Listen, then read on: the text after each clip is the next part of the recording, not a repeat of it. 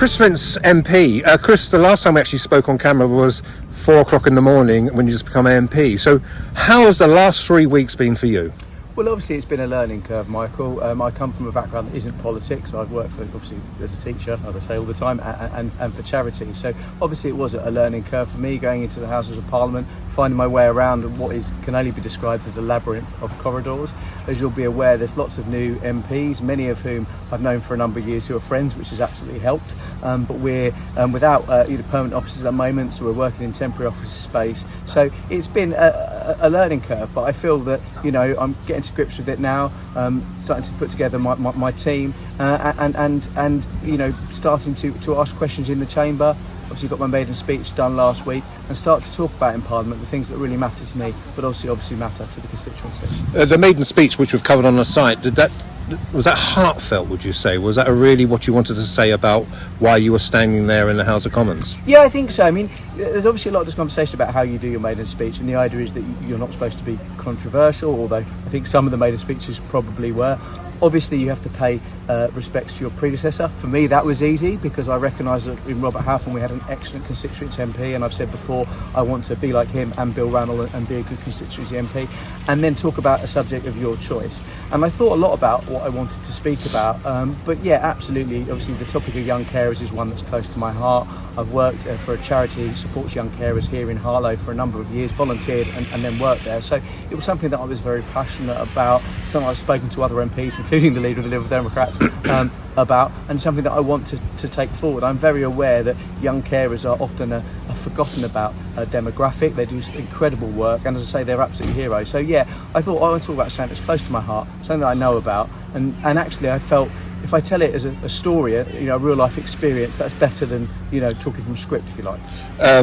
So Keir Starmer's government have the beer to bang having Saturday morning having cabinet in Downing Street. So are you asking people to give you a little bit of time, or is it events are coming at you fast and you've got to reply to people and answer people? Well, I'm very keen. Obviously I've got my parliamentary email address, I've had emails. I'm having to really deal with the urgent cases first. Obviously I have got some staff in place, and we'll be starting later in this month, but at the moment I'm just myself with a laptop at the moment, but it is about prioritising those urgent cases. So if people are asking me policy points, I haven't been able to get back to all of them. I've had to focus on the real emergency casework cases. What's the second part of your question? Sorry, you asked me about. But it just will. Yes, it's going to take a little time to bed in. There are things like surgeries. Robert Halfon would always have them, and Bill Rannell, except with those Friday surgeries, things like that.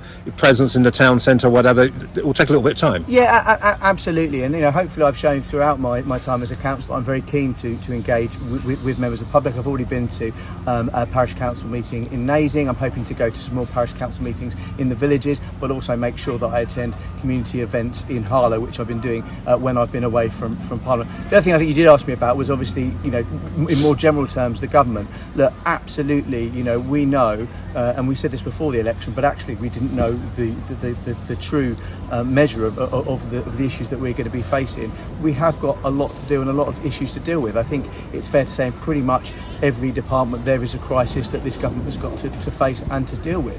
I'm very pleased to see the Labour government hitting the ground running with a number of those issues and starting to make good on their manifesto pledges. For example, setting up the Border Security Command, looking at how we get those additional doctors' appointments. But clearly the task that this Labour government got, that Keir Starmer's got, is absolutely huge, and we're under no illusions that we've got a lot of work to do. But yes, it is going to take time, and we and people need to recognise that. Because people see things about a new hospital when they look at your leaflets. There was no asterisk saying terms and conditions apply, and now we're as under review.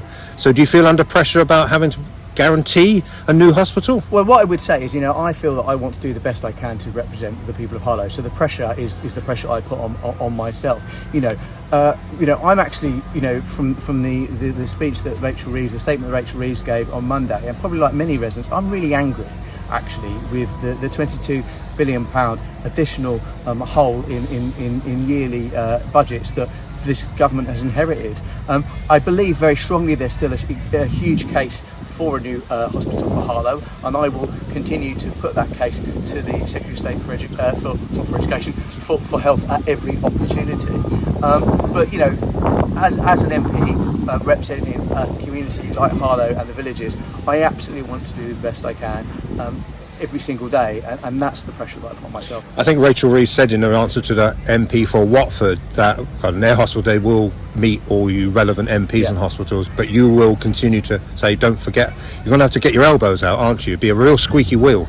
Well, look, I think, as I say, that there is a strong case to say that Harlow needs a hospital. We saw last year, obviously, the roof of the ICU coming down. So, absolutely, I will continue to push that. I've been promised a meeting with the Secretary of State, and I will be meeting with him to have those conversations and take every opportunity I can to make that point. But look, let's be very, very clear. The Labour government recognised the need for a new hospital in Harlow, but we have inherited an absolute mess. And I say this additional 22 billion black hole in finances is one that we should all be concerned about, and one that we've got to tackle. I think before the election I said to you that if the money is there, we will get a new hospital, and if the money isn't there, then the Conservatives have questions to answer. Well, frankly, they've got questions to answer.